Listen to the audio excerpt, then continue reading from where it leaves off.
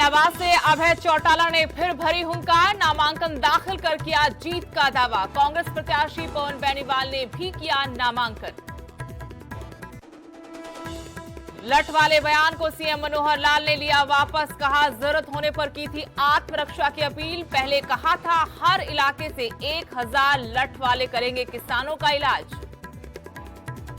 लखीमपुर कांड पर supreme court ने योगी सरकार को लगाई फटकार, कहा 302 का मामला दर्ज है तो अब तक क्यों नहीं हुई गिरफ्तारी।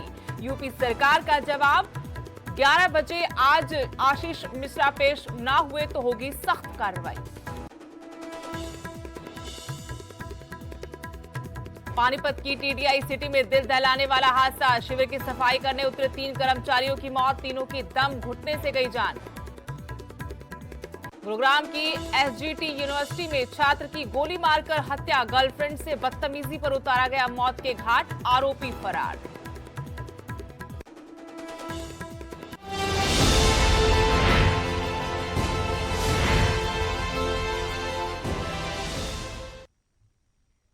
नमस्कार, स्वागत है आपका। आपके साथ मैं हूं तेज नैन मोर। उपचुनाव को लेकर नामांकन की तारीख खत्म हो चुकी है। इलाहाबाद के मैदान में एक तरफ इनेलो है तो दूसरी तरफ बीजेपी और कांग्रेस है। इलाहाबाद इनेलो का गढ़ है, जहां जीत का स्वाद चखना बीजेपी और कांग्रेस के लिए बड़ी चुनौती है। ये रिपोर्ट दिखाते हैं।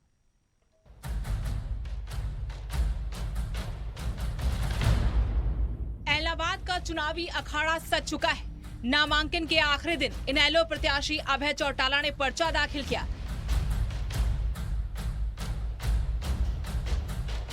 इलाहाबाद का मैदान कौन मारेगा, ये तो नतीजों के बाद साफ होगा, लेकिन अभय चौटाला अपनी जीत को लेकर पूरी तरह आश्वस्त हैं। कांग्रेस और बीजेपी की हालत तुम्हारे सामने है। आज जो है इनके पास अपने कैंडिडेट नहीं है। एक आदमी 10 दिन पहले कांग्रेस ज्वाइन करता है, कांग्रेस वाले उठा करके उसको टिकट दे देते हैं। एक आदमी पहले दिन बीजेपी ज्वाइन करता है और बीजेपी वाले उसको टिकट दे देते हैं। तो दिवालिया पिट गया कि नहीं पिट गया इनका? आजकल चौके लग रहे हैं कि नहीं लग रहे हैं? देखते हो कि नहीं देखते मैच? आजकल आईपीएल चल रहा है ना, तो चौका लगेगा, अभी छक्का भी मारूंगा, चिंता मत करो। बीजेपी छोड़कर कांग्रेस का हाथ थामने वाले पवन बेनीवाल ने भी आखिरी दिन नामांकन दाखिल किया। पवन बेनीवाल बीजेपी की टिकट पर चुनाव लड़ चुके हैं, लेकिन इलाहाबाद में कमल खिलाने में कामयाब नहीं हुए, तो इस बार कांग्रेस ने उन पर दांव खेला। मुकाबला कांग्रेस पार्टी नंबर 1, जो दूसरे नंबर पर रहेगा वो दूसरा नंबर, तीसरा नंबर। पवन बेनीवाल को कैंडिडेट बनाया है, क्या आश्वस्त है कि इस बार कांग्रेस जीतेगी? कांग्रेस जीतेगी। जो आप जैसे कहा एक बार पहले जीती, दोबारा भी नहीं जीतेगी क्या? दोबारा भी जीत जाएगी। आज के दिन लोकदल का कोई रूप बचा नहीं है। एक अकेले विधायक थे और जिन्होंने, जैसा हुड्डा साहब ने आपके सामने बात रखी, उन्होंने अपनी खिसकती हुई जमीन को देखते हुए सोचा कि वो इस्तीफा देकर कुछ माइलेज लें, लेकिन ऐसा कुछ नहीं है। अकेले एक हैं, पार्टी उनकी कई पार्ट हो चुकी हैं। एक पार्टी बीजेपी की गोद में जाकर बैठी है, ये अकेले थे। इनको सदन में लड़ने का बहुत अच्छा सुनहरा मौका था और आज फिर से ये लेना चाहते हैं, फिर सदन में पहुंचना चाहते हैं। जनता को पूछना चाहिए कि ये चुनाव इलाहाबाद के लोगों पर क्यों थोपा गया। उपचुनाव के एंड वक्त बीजेपी का दामन थामने वाले गोविंद कांडा ने गुरुवार को ही नामांकन कर दिया था। कांडा के सामने इलाहाबाद में कमल खिलाने की चुनौती है, लेकिन गोविंद कांडा इसे चुनौती नहीं मानते। अब की बारी इलाहाबाद के अंदर कमल खिलेगा और सबसे जो मेन मुद्दा है विकास का मुद्दा है, विकास कार्य होंगे। अब की बारी इलाहाबाद के अंदर कमल खिलेगा और सबसे जो मेन मुद्दा है विकास का मुद्दा है, विकास कार्य होंगे। जीत के दावे अपनी जगह हैं, लेकिन जिन 3 कृषि कानूनों को लेकर अभय चौटाला ने इलाहाबाद सीट से इस्तीफा दिया था, उस पर अभी भी सियासी घमासान मचा है और अब उपचुनाव में भी इसका ट्रेलर देखने को मिल सकता है। सिरसा से नकुल जसूजा, न्यूज़ 18।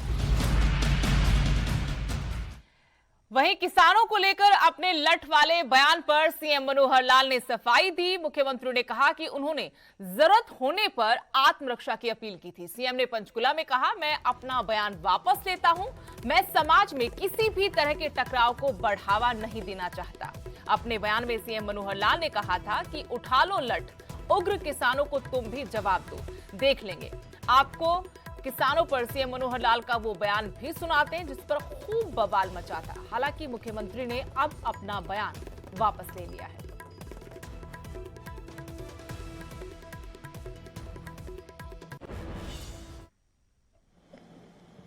जैसे को तैसा खा लो ठंडे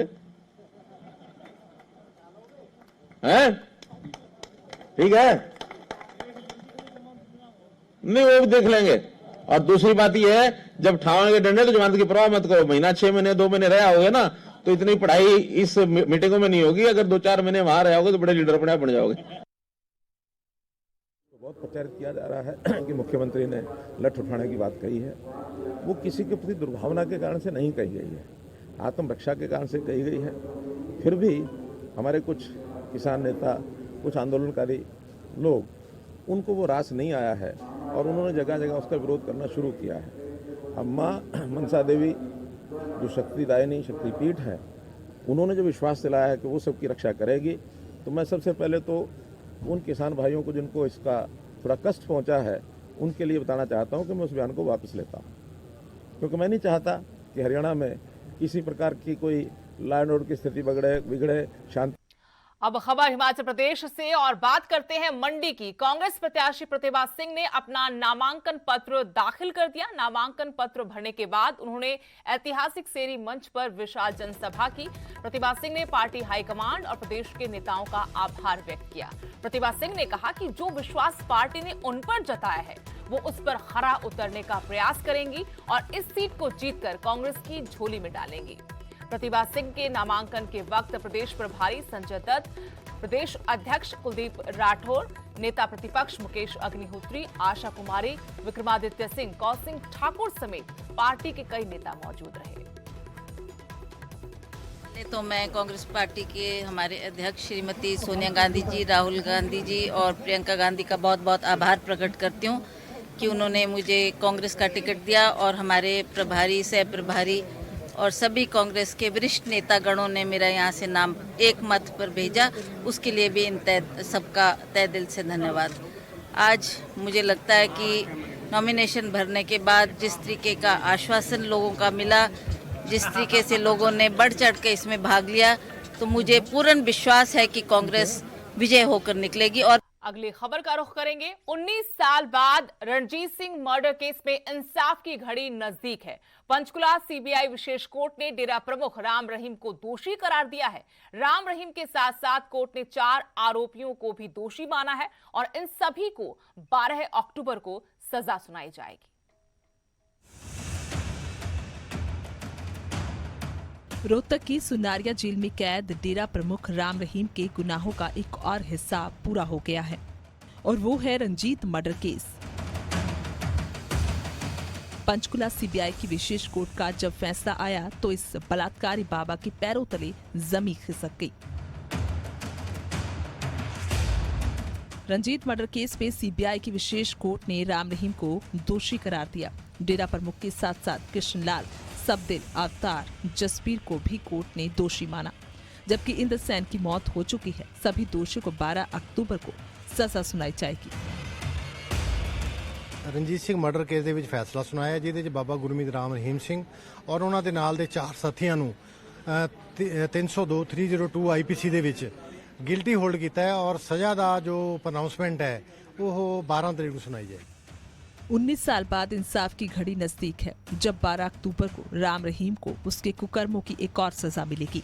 अब आपको बताते हैं कि आखिर पूरा मामला क्या है। 10 जुलाई 2002 ये वो तारीख है जब डेरे के मैनेजर रंजीत सिंह का मर्डर हुआ था। राम रहीम को शक था कि रंजीत सिंह ने साध्वी और शोषण की गुमनाम चिट्ठी अपनी बहन से ही लिखवाई थी। जनवरी 2003 में रंजीत सिंह के पिता ने हाईकोर्ट में याचिका दायर कर सीबीआई जांच की मांग की थी। रंजीत सिंह मर्डर केस में 2007 में सीबीआई ने कोर्ट में चालान पेश किया था और तब से लेकर अब तक हर किसी की नजर सीबीआई कोर्ट के फैसले पर टिकी थी। ਰਣਜੀਤ ਸਿੰਘ ਮਰਡਰ ਕੇਸ ਦੇ ਵਿੱਚ ਫੈਸਲਾ ਸੁਣਾਇਆ, ਜਿਹਦੇ 'ਚ ਬਾਬਾ ਗੁਰਮੀਤ ਰਾਮ ਰਹੀਮ ਸਿੰਘ ਔਰ ਉਹਨਾਂ ਦੇ ਨਾਲ ਦੇ 4 ਸਾਥੀਆਂ ਨੂੰ 302 ਆਈਪੀਸੀ ਦੇ ਵਿੱਚ ਗਿਲਟੀ ਹੋਲਡ ਕੀਤਾ ਹੈ ਔਰ ਸਜ਼ਾ ਦਾ ਜੋ ਪਰਨਾਉਂਸਮੈਂਟ ਹੈ ਉਹ 12 ਤਰੀਕ ਨੂੰ ਸੁਣਾਈ ਜਾਏਗੀ।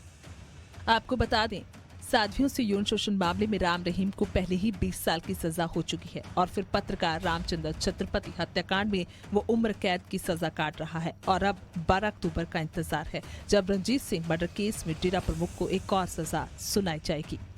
राम रहीम के गुनाहों की फेहरिस्त इतनी लंबी है कि उनका जेल से बाहर आना फिलहाल मुमकिन नहीं। पंचकुला से तारा ठाकुर, न्यूज़ 18। लखीमपुर खीरी मसले पर सुप्रीम कोर्ट में शुक्रवार को अहम सुनवाई हुई। इस दौरान सुप्रीम कोर्ट ने यूपी सरकार को जमकर फटकार लगाई और पूछा कि जब 302 में एफआईआर दर्ज है तो अब तक गिरफ्तारी क्यों नहीं। इस पर यूपी सरकार के वकील हरीश साल्वे ने कहा कि आज सुबह 11 बजे तक आशीष मिश्रा पुलिस के सामने हाजिर होगा और अगर आज हाजिर नहीं होता है तो कार्रवाई करेंगे।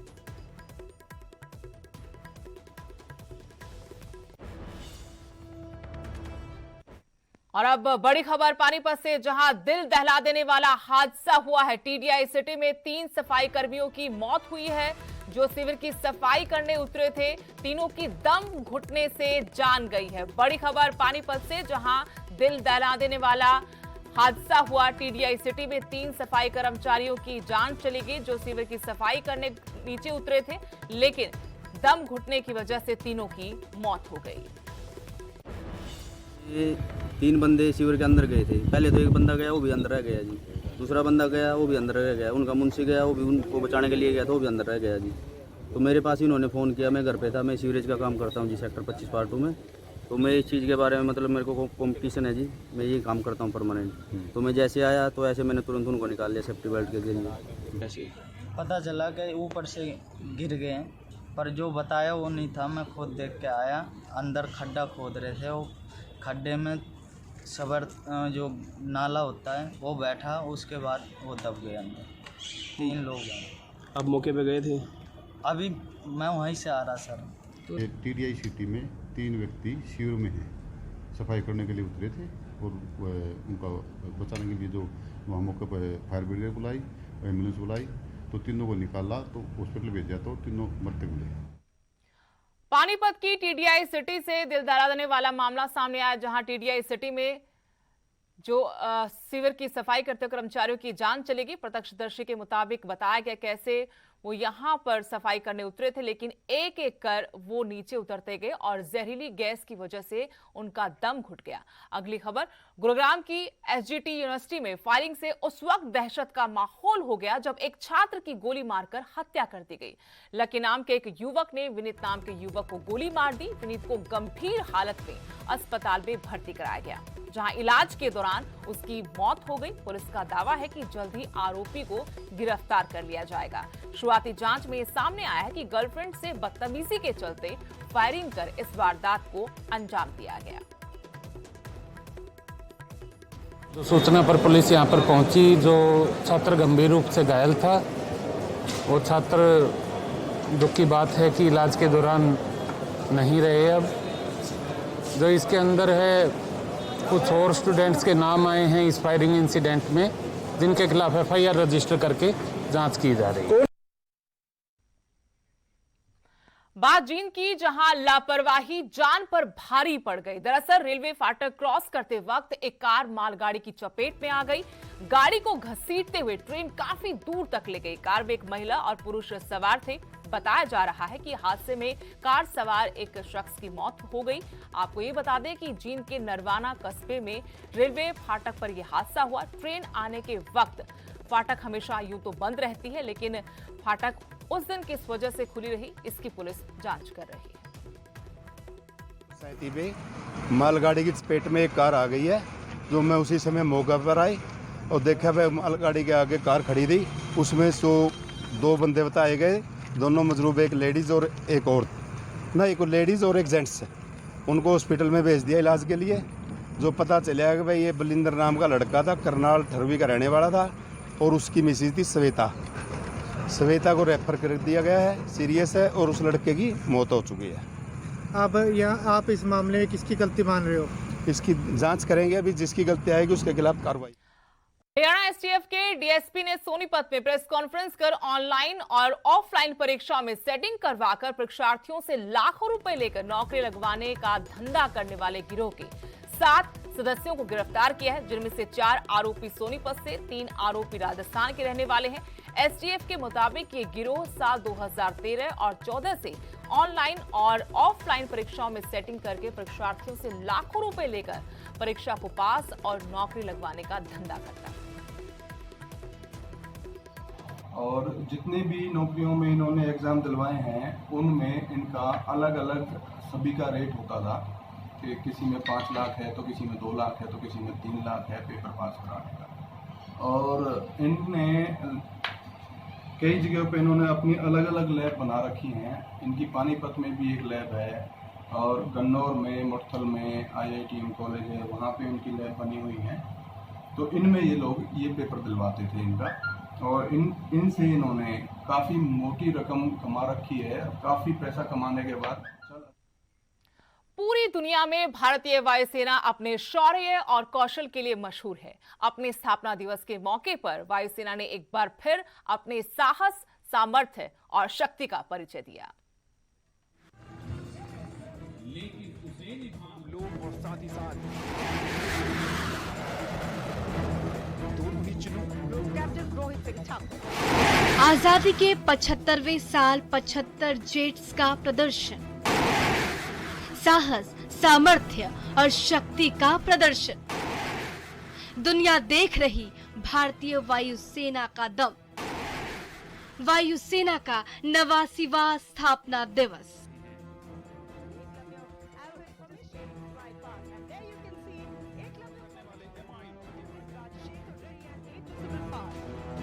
भारतीय वायुसेना ने अपने 89वीं स्थापना दिवस के मौके पर एक बार फिर देश को गौरवान्वित किया। गाजियाबाद के हिंडन एयरबेस पर शानदार परेड और प्रदर्शन ने लोगों का मन मोह लिया।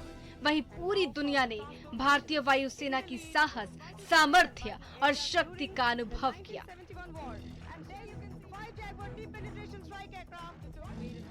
देश इन दिनों आजादी के 75वें साल का अमृत महोत्सव मना रहा है। ऐसे में भारतीय वायुसेना ने भी परेड में 75 जेट्स के प्रदर्शन को शामिल कर महोत्सव में अपनी भागीदारी निभाई। लड़ाकू विमान, हेलीकॉप्टर्स, पैराट्रूपर्स के साथ हैरतअंगेज करतबों के साथ परेड में वायुसेना के जवानों ने अपनी कदम ताल से सबका मन मोह लिया। वहीं वायुसेना के बैंड ने अपने संगीत से समा बांध दिया।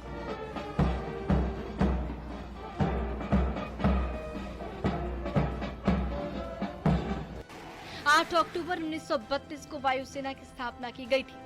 आजादी से पहले इस वायुसेना को रॉयल इंडियन एयर फोर्स कहा जाता था, लेकिन आजादी के बाद रॉयल शब्द हटाकर ये भारतीय वायुसेना बन गई। 1 अप्रैल 1933 को वायुसेना का पहला दस्ता बना और मौजूदा समय में भारतीय वायुसेना दुनिया की चौथी सबसे बड़ी शक्तिशाली वायुसेना है, जिसके पास 1400 से ज्यादा एयरक्राफ्ट और 1,70,000 जवान है।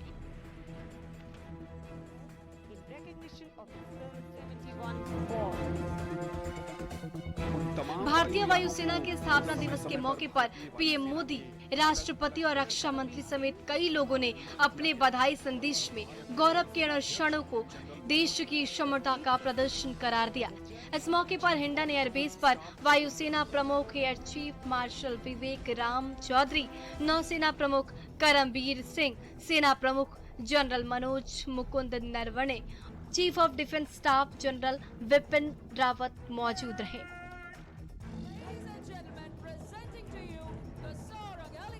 Bureau report, news 18 network. Now you can see Pratap Foundation